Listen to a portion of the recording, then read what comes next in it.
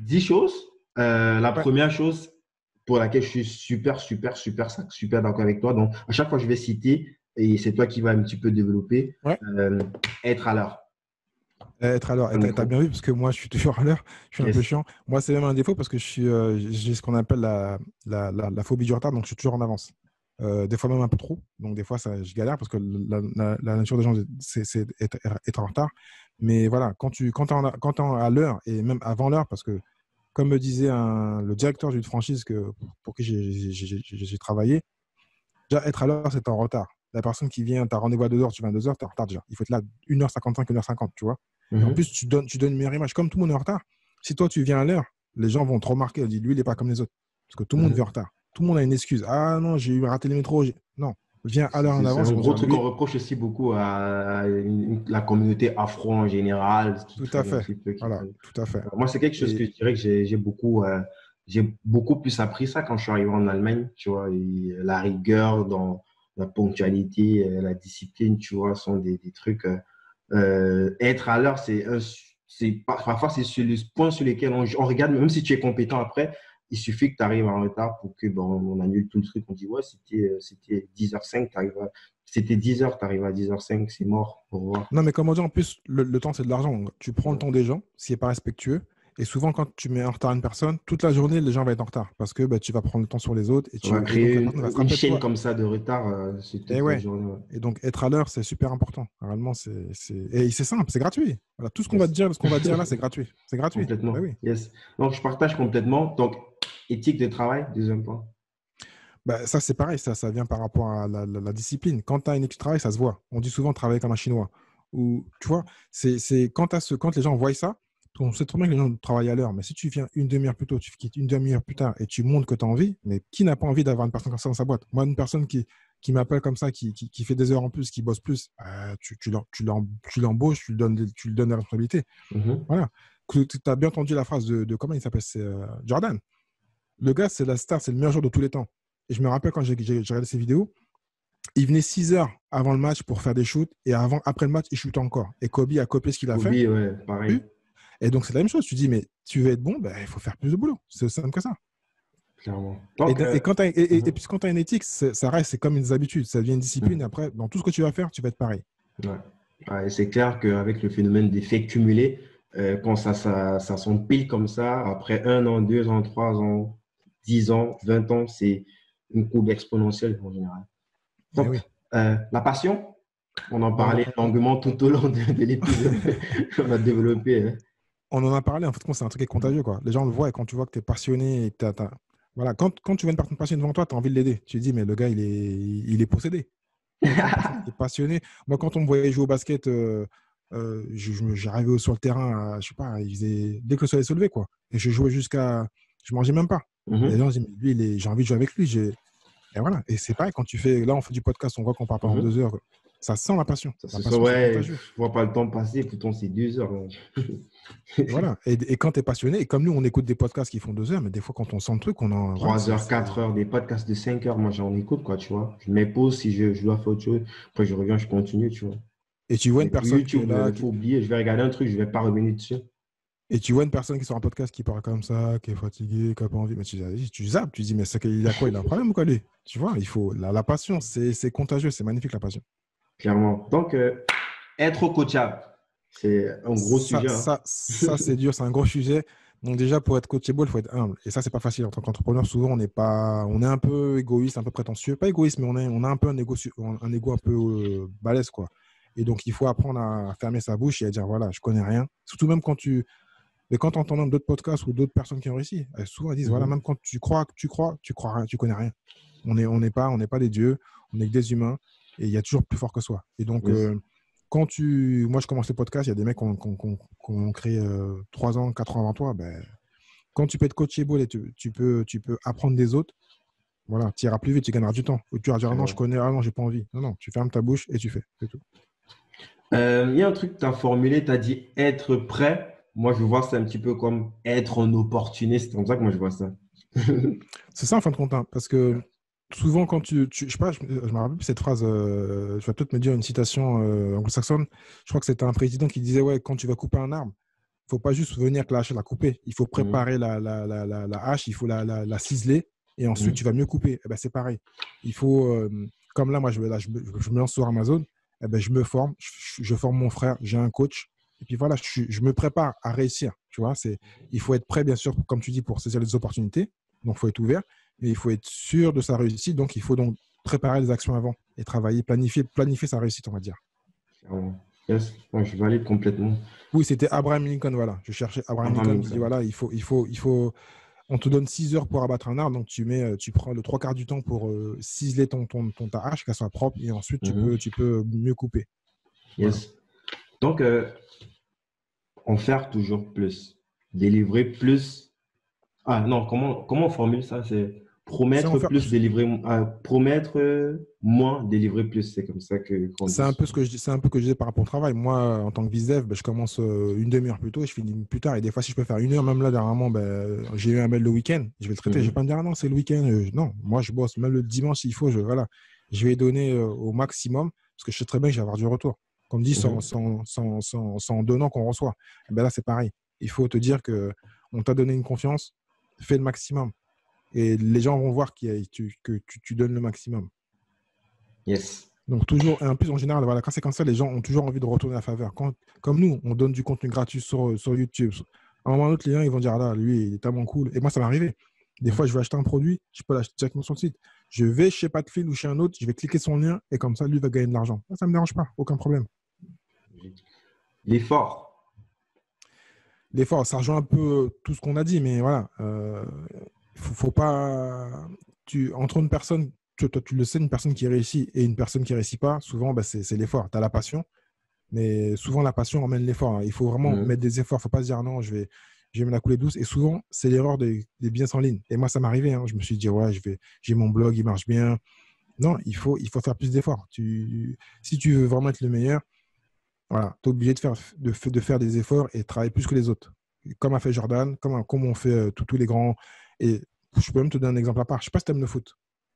Je regarde le foot, mais je suis pas non plus. J'ai pas le bonnet et l'écharpe qui va avec. Quoi. Disons qu'on a tous des exemples de gens, même dans le sport, en basket, qui avaient Ouais. des plus gros talents et qui n'ont pas réussi parce qu'ils n'ont pas mis les efforts.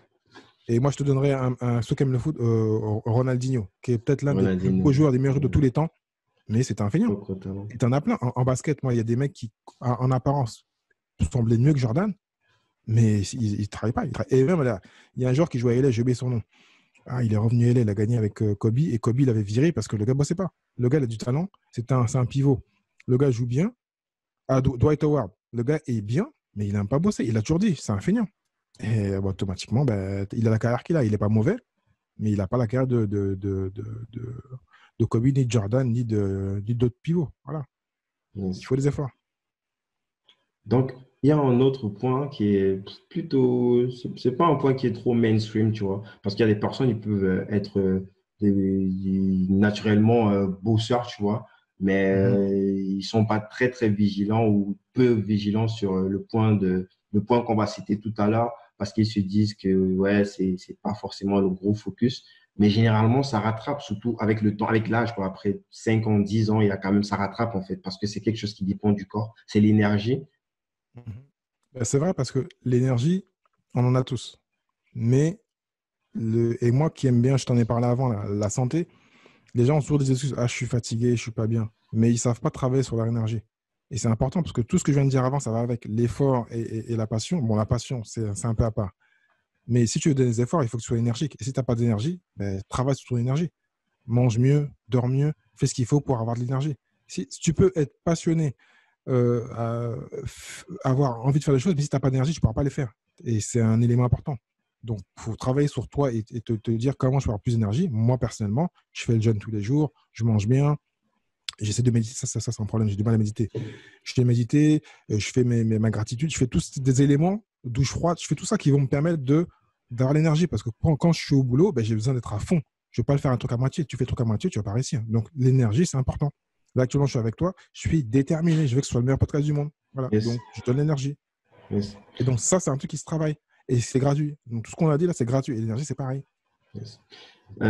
Pour l'avant-dernier point, s'il y a un entrepreneur que j'apprécie assez qui a développé ça sur un site à l'époque qui s'appelait le décodeur du non-verbal. Oui. Le langage corporel. À Mhm. ça, on peut rajouter d'autres éléments comme C'est la la PNL, rhétorique, la prise de ENT. parole, les neurosciences et tout. Tout ça, c'est corrélé mais le finish à la fin, c'est toi devant une autre personne ou devant un public. Et qu'est-ce que tu as nous dit par rapport à ce point? Ben moi, c'est facile parce que je viens de la vente et en porte-à-porte, c'est ce qui m'aidait. Parce que comme je disais à mes vendeurs, le premier produit, c'est moi. C'est pas le produit que j'ai en main, j'avais Canal+. Et là, pareil, j'ai autre chose. Je suis devant quelqu'un, ce qu'elle va voir, c'est pas le produit, c'est moi. Si je souris, si j'ai un langage corporel qui correspond, si j'ai un langage où je souris pas et j'ai pas la bonne tête, je regarde pas les gens dans les yeux, je regarde ailleurs, ben, personne ne va m'acheter. Mhm. Donc, à moins que je sois une blonde au gros sein, tu vois. Mais sinon, si t'es quelqu'un qui n'a pas l'aspect, il faut être bien sapé. Il faut avoir un langage corporel qui indique que ben, tu as envie de faire vendre le produit, tu as envie de l'activité. Et donc, ça, pareil, ça ne coûte rien. Ce qu'on appelle, ça va aussi avec ce qu'on va, je pense, pouvoir à la fin, c'est l'attitude. C'est pareil. Mhm. Tu Yes, es devant justement, ça quelqu'un, tombe bien, ça fait le pont. Donc, justement, l'attitude pour le voilà. dernier Mais point. bon, pour revenir, après, on n'est pas obligé d'aller dans le fond, ce qu'on appelle la programmation neurolinguistique, mais il y a des choses PNL. il y a des choses qui montent. Donc, quand tu as une attitude, les gens vont dire, voilà, lui, c'est comme, voilà, essaie de dire à une femme que tu l'aimes et en fond de ta tête, tu mens. Des fois, ça marche, mais la plupart du temps, la meuf sait que tu mens. Elle sent que le gars, il n'est pas passionné, son langage corporel dit il m'aime pas en fin de compte. Il dit qu'il m'aime, mais quand je le vois, quand il me tient, il m'aime pas. Eh ben, c'est pareil. Quand une femme t'aime ou que tu peux pas dire à un enfant quand un enfant te tient, tu sens qu'il t'aime. Tu vois, il a la passion. Ben, c'est pareil. Moi, j'ai 3 enfants. Quand il y a un problème, je le sens parce que qu'est-ce qui se passe? Et donc on croit souvent que les mots sont super importants. Pour nous, on est podcasteurs. Oui, on podcast, oui, parce qu'il y a que ça. Mais quand tu es en face des gens, ton corps va parler pour toi. Donc, faire Et attention. pas que, Et donc, même dans la tonalité, même dans comment est-ce que les espaces qu'on laisse de silence, et tout, ça peut traduire aussi une tout à certaine fait. attitude, ça peut traduire aussi un Et message ça, présupposé, tu vois. Et ça, c'est gratuit et ça s'apprend. Soit ça peut être tout simplement naturel, tu es juste bon Mhm. naturellement, ou sinon tu peux pas. Après, il faut juste faire attention parce que moi, j'avais appris la PNL et des fois, bon, comme je suis de nature, des fois un peu parano, des fois, j'avais une personne devant moi qui se grattait le nez ou qui faisait un truc. J'analysais ce qu'on m'avait appris par cœur. C'est un peu de la psychologie. Et donc, des fois, tu as des gestes de gens, tu te dis, si tu lis trop des fois là, les gens, ben, tu vas peut-être aller dans l'autre sens et tu vas te dire, ah non, ouais, lui, il est en train de penser à ça. Et personne ne peut penser ce que pensent les gens. Tu peux lire un petit peu Bon, les choses, moi, mais je il faut pense que pas aller c'est trop un loin. ensemble d'éléments, hein. Enfin, tel que moi, j'appréhende le truc. Je suis pas un expert du sujet, mais je pense que c'est un ensemble d'éléments qui vient sévir, en fait, à ton jugement au finish, tu vois. Si tu veux Mm. utiliser de la PNL, tu vas utiliser ton intuition, ta sensation, et c'est ensemble, c'est par rapport à tous ces éléments que tu prends, justement une décision ou que tu fais une action. À mon avis, tu Tout à fait. vois. C'est pas Tout à juste fait. que la PNL, mais la PNL, c'est un élément bien distinct qui va te permettre d'identifier certains éléments qui vont se compléter à d'autres outils que tu vas utiliser, comme ton intuition ou toute autre chose. Et à la fin, tu pourras prendre la décision peut-être la plus, entre guillemets, rationnelle, non, pas rationnelle, la plus adéquate par rapport à la situation, par rapport à l'objectif que tu essaies d'atteindre, quoi. Mais surtout que moi, je te dis, je viens de la vente et en vente, on sait très bien, on dit, j'ai plus le terme précis, mais 90% ou 87% de la vente, c'est du non-verbal. C'est-à-dire que tu peux parler, dire ce que tu veux, mais les gens, ils vont te regarder de toi. Donc, Ben, on voilà. regardait ton Sarkozy. Donc. Ok, top. Merci beaucoup, Thierry. Bon, c'était vraiment. J'ai pas du tout vu le temps passer. Peut-être avant qu'on termine, c'est quoi? Aujourd'hui, on a cité plein de choses. C'est quoi ton obsession aujourd'hui? Mon obsession, c'est ma santé, la santé de mes enfants, la famille. Réellement, moi, c'est vraiment le seul truc qui m'importe. Le reste, je n'ai rien à faire. Et de réussir, parce que comme tu dis, tu vois, je suis entrepreneur depuis un petit bout de temps, même si j'ai plutôt changé un compte d'esprit, parce que bah, toutes les galères m'ont montré que l'argent, c'est bien, mais c'est pas le plus important, même si on en a besoin. Donc, c'est plutôt Mhm, vraiment l'indépendance financière et puis me servir de tout ce que je viens de te dire, mes expériences positives et négatives pour réussir mes futurs projets. Donc là, sur mon projet Amazon, je le sens bien. Amazon, en plus, c'est une plateforme que tu sais, des fois, il faut se dire qu'il faut aller sur les plateformes où ça marche. Donc, yes. nous, on est sur le podcast. Amazon, c'est pareil. Je dis pas non au business angel parce que tu vois, je fais un séminaire, mais Mhm, en ligne, tout est à faire. Voilà, il y a tellement de choses à yes. faire que voilà. Il y a plein de gens qui sont encore, tu leur dis, et c'est mort, il n'y a même pas 3 semaines, je dis Amazon et personne ne connaissait pas. Je dis Mhm. quoi? Mais attends, tu connais pas Amazon, mais t'as un problème ou quoi? C'est-à-dire que le monde, il est ouvert, il y a plein de choses que les gens ne savent pas. Et donc, nous, on est là pour éduquer les gens par rapport au business, par rapport à mon expérience.